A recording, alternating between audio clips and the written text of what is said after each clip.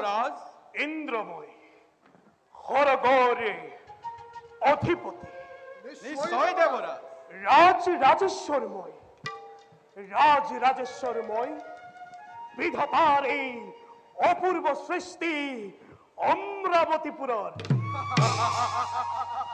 দেবগণ দেবরাজ একমাত্র যোগ্য বলি মুখেই স্বয়ং ঈশ্বরে হরগরে রাজহিংসা কর্মে করিলে অর্পণ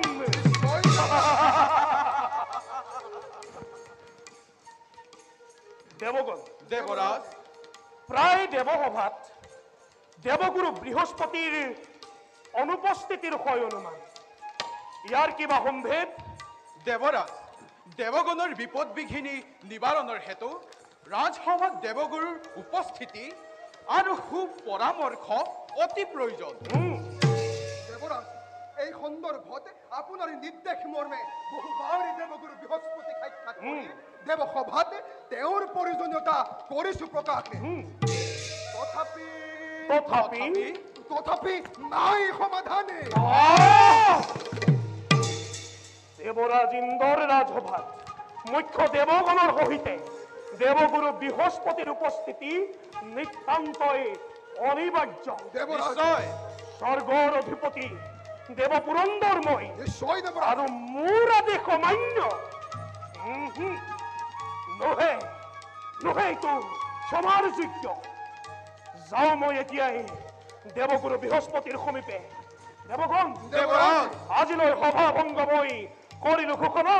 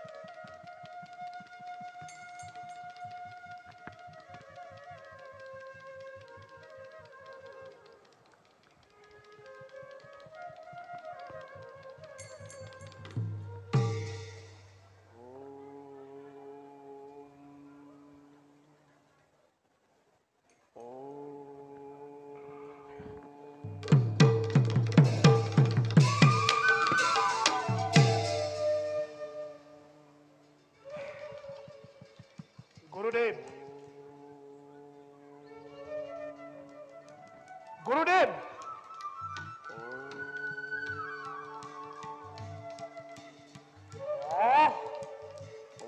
ইমান স্পর্ধা গুরুদেব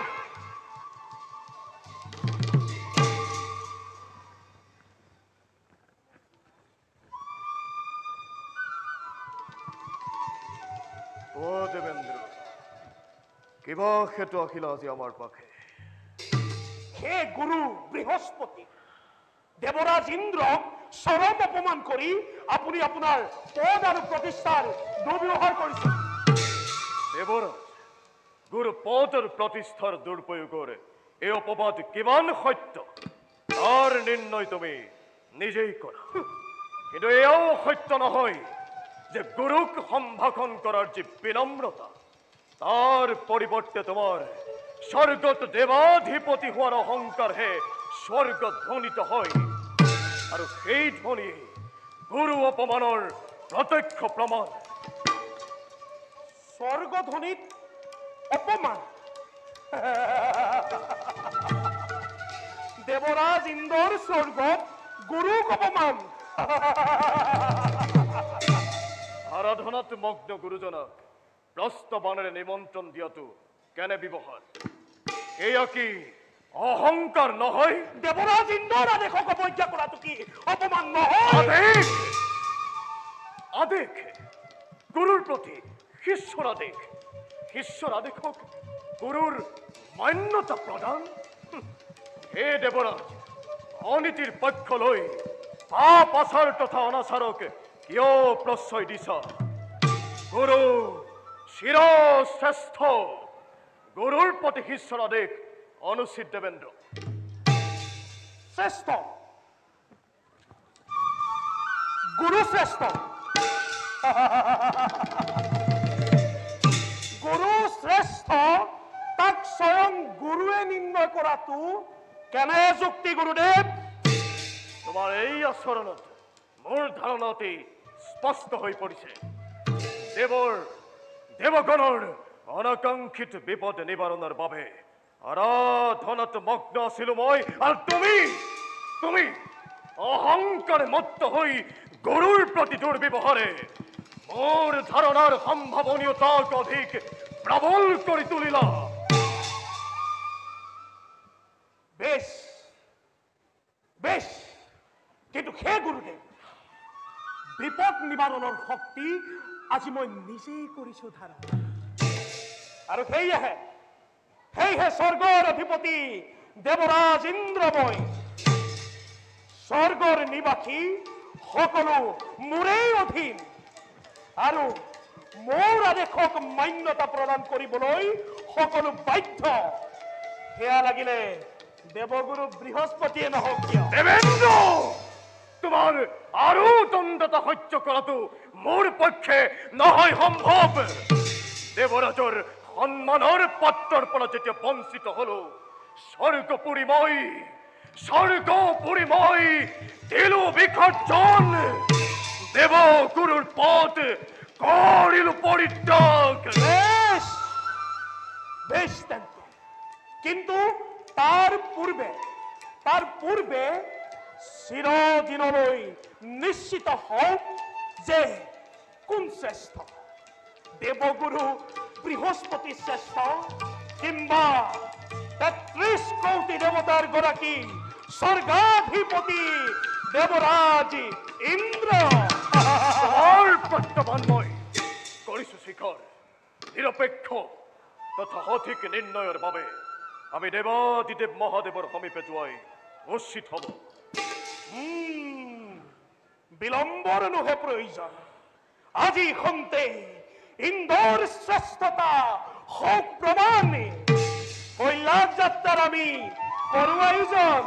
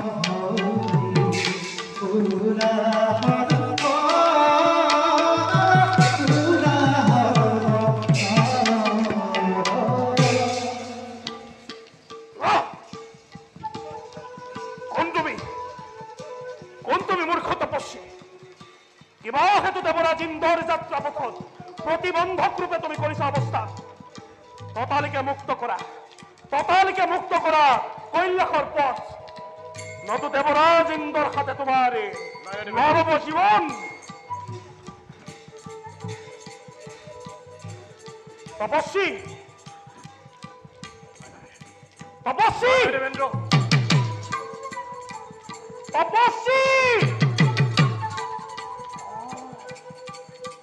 মোৰ স্পৰ্ধা ৩৩ কোটি দেৱতাৰ গৰাকী দেৱপুৰন্দৰময়ী দেবেন্দ্ৰ মোৰে আদেশত চালিত হৈ সমস্ত জগত আৰু তই মৌনতাৰে মোকেই কৰ বহাস ল তাৰ পুৰস্কাৰ দেবেন্দ্ৰ, না, না। ল তাৰ যোগ্য দেবেন্দ্ৰ।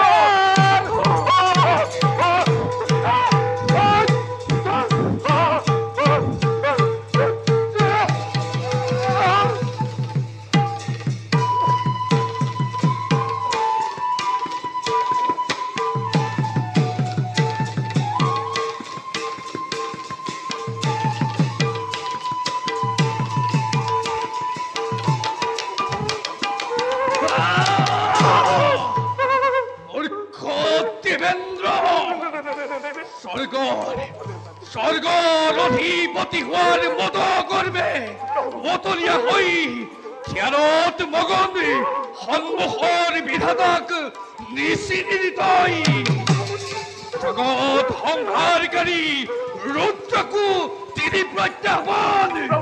সাৱধান মূৰ্খ, আজি তোৰ নহব নিস্তাৰ। তোৰ সহিতে তোৰ অহংকাৰৰ ধমকেতু ৰুদ্ৰৰ ক্ৰোধাগ্নিয়ে কৰিম ভস্ম। ক্ষমা কৰক প্ৰভু, হে মহাদেৱ, হে ভোলানাথ, হে পৰমেশ্বৰ। এতিয়ানো অন্ধাৰে বশীভূত মই নাজানি অপৰাধ লগালো তজু চৰণত। ক্ষমা কৰক প্ৰভু, ক্ষমা কৰক।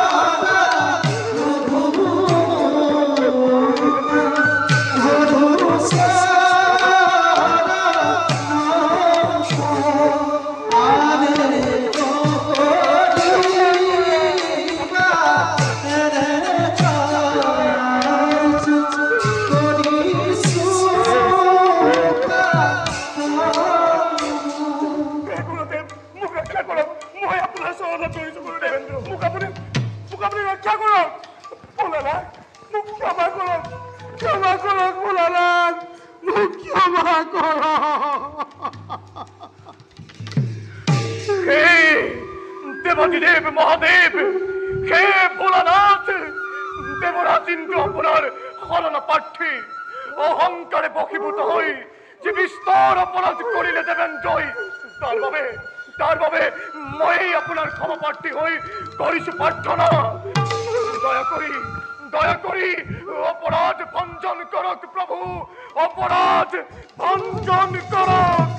দেৱগুৰু বৃহস্পতি সৰ্পই ত্যাগ কৰা বিষ যিদৰে পুনৰ নকৰে গ্ৰহণ, সেই অনুৰূপ চক্ৰিত ক্ৰোধাগ্নি মোৰ নহয় ভগ্ন। ইন্দ্ৰৰ ভস্ম নিশ্চিত। হে ত্ৰাণকৰ্তা, হে ভগবন্ত আপনার ভক্ত সদা আপনার কৃপার পাত্র বলে জানে ত্রিজগতে মোর প্রার্থনা স্বীকার করক প্রভু মোর প্রার্থনা স্বীকার করক জগতর কল্যাণের ভাবে আপনার ক্রোধাগ্নি নির্বাপিত করি অজ্ঞানী দেবেন্দ্র জীবন দান দিয়ক ভোলানাথ অন্যথা ইন্দ্র হবে এই দেবগুরু বৃহস্পতিকে করক ভস্ম প্রভু এই দেবগুরু বৃহস্পতিকে করক ভস্ম দেবগুরু বৃহস্পতি তুষ্ট মই তোমার ভক্তি আচরণত তথাপিতো মোৰ জাগৃত ক্ৰোধাগ্নি নিৰ্বাপিত কৰাটো নহয় সম্ভৱ অৱশ্যে এই ক্ৰোধাগ্নিৰ দিশ সলনি হ'ব সেয়ে উত্তপ্ত ক্ৰোধাগ্নি মই সমুদ্ৰত কৰিম নিক্ষেপ ধন্য প্রভু এ করুণাময় আমি এতিয়া বিদায় হেমাগিলো প্রভু আমি এতিয়া বিদায় হেমাগিলো প্রভু আমি এতিয়া বিদায় হেমাগিলো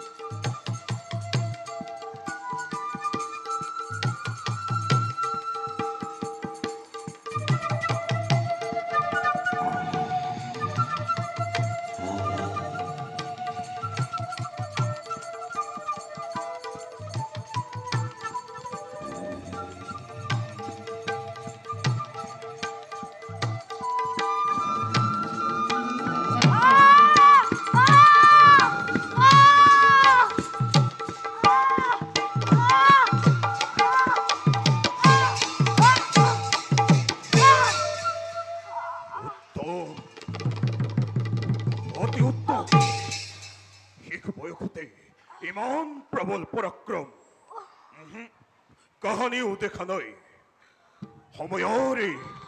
সময়ৰে সুবৰ্ণ সুযোগ মই ল'বই লাগিব। এই বালককে সৰ্বোচ্চ প্ৰকাৰে নিপুণ কৰি কাল অস্তৰূপে মই স্বৰ্গত কৰিম নিক্ষেপ। এবার সাবধান হ নীলাজ দেবতা। কোন আপুনি কি বাহেতু মোকাই লক্ষ্য কৰে বাৰে বাৰে অতহাস্য কৰিব ধৰিছে? হে বালক, দৈত্যগুৰু মই, নাম মোৰ শুক্ৰচাৰ্য। পৰম সন্তোষ লভিলো তোমাৰ বলবিচ্যুত।